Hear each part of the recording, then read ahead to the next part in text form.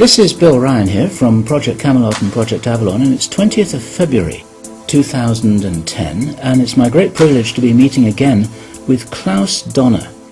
And in this video presentation, it's going to be an interview of the difference, because I'm going to do very little talking indeed, maybe none at all. And Klaus is going to be doing an audio commentary on one of his extremely special, unusual and fascinating slideshows about the artifacts and the various phenomena that he has been researching, discovering, investigating personally all over the world, relating to what I think you could legitimately call the hidden history of the human race. Would you say that's a good summary, Klaus? That's a very good summary, yes.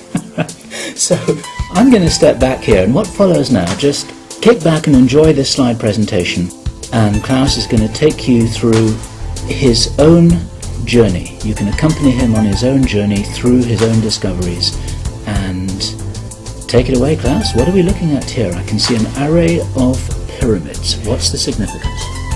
The significance is that you can find pyramids all over the world on each continent, and the question is when and who did build those pyramids, why many of those pyramids all over the world are looking very, very similar.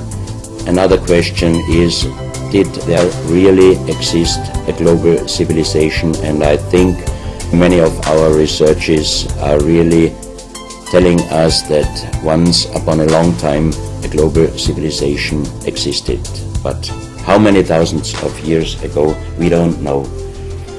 Most of the audience of Project Camelot may know about the story of one stone pyramid building found in 1984, 25 meters under the sea level in Japan on the island of Yonaguni, which is the southeast Japanese island belonging to the Ryukyu island group. And there is still a struggling of some international archaeologists who are saying that these monuments were done by nature.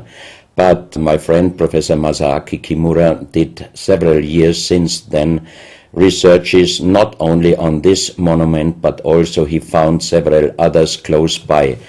On the right side down you have a model, and one thing nature is definitely not doing on top of two platforms of this monument. There is one huge stone turtle and one huge stone bird like an eagle. Nature is doing many things, but not such a precise, perfect monument, and the question is, where are all the stones? If nature would have done it broken down, where are those stones? There are also streets, and there was also found a stone stadium like a Roman Colosseum with stone seat rows and stone stairs. Nature is great, is doing many, many great things, but not such perfect buildings.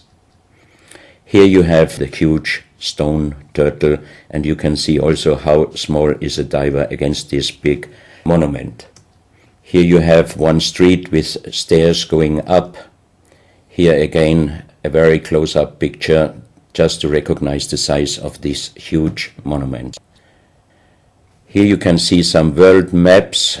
On the top, on the right side, you can see the Piri Reis map, which was used already long time before Christopher Columbus came to America. And you can see how perfect this map was already in the beginning of the 16th century, showing part of Europe, of Spain, Portugal, part of Western Africa, and also part of South America. We do not know until now who was able to make such a perfect map already centuries ago, and on the rest of the Piri Reis map, which we do not show on this picture, you can also see the Antarctic without ice. In 1956, researchers found out that the Earth under the ice mass at the Antarctic is exactly like the Piri Reis map was showing. So this Piri Reis map should be at least older than 10 to 12,000 years. But the next question would be, who was able to make such a wonderful world map? On the left side, on top, you see Atlantis, done by Athanasius Walzemüller, and the map is the other way round. He did it the other way round, and you can see the continent between Europe, Africa, and also America. And you can see on the left side down different sides of a huge stone world map. This stone world map was found in 1984 while gold digging in Ecuador in an underground tunnel system with other 350 artifacts which do not really fit any known and existing South American pre-Columbian culture.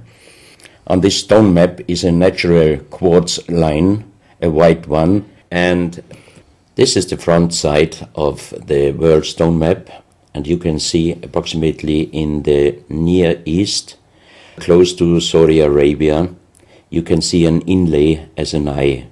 And from this eye to the right and to the left is a natural quartz line going on the right side over India, Thailand, and also there is a long island on the right side, which Professor Kimura's research gave him the statement that from the northeast Japanese island until far down after Taiwan, once there existed a huge continent.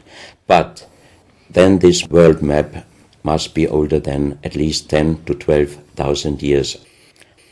And here is the back side, and you can see on the right side coming the quartz line passing in the Atlantic, a continent, Atlantis, which in our days does not exist anymore.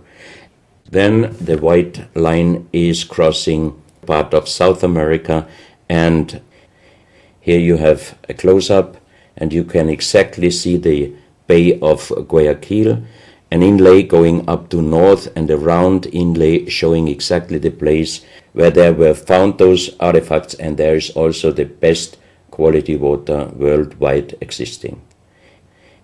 One other very interesting artifact found on the same place in Ecuador is the so-called pyramid with the eye. The eye is an inlay. The stone is gray and white, and you have 13 steps, and it looks exactly like the pyramid with a shining eye on the $1 US. If you put this pyramid under black light, the eye is shining very strongly, and it looks really like an eye, but not real like a human eye. Here you have a close-up of the eye, and you can see the colors of the inlay. On the bottom of this pyramid, you have the inlay in little gold plates showing the Orion star constellation, and you have unknown writing. The translation of Professor Kurt Schildmann, who was the president of the German Linguistic Association, and he was perfect in more than 40 languages. He was able to translate this writing. He called it pre-Sanskrit because it is older than the oldest writing. And the translation of these 4 letters you can see here, his translation is "the Son of the Creator comes." As we found the same writing on stones in certain countries like Ecuador, Colombia, Illinois, United States, Clausel, France, Malta in the Mediterranean, Turkmenistan, Australia, and in southern Calabria, Italy, just a few years ago. Always there are stones and ceramics, terracotta, with the same writing. That means this writing existed once worldwide, and that means there must have been a global civilization older than Sanskrit, older than 6,000 years, and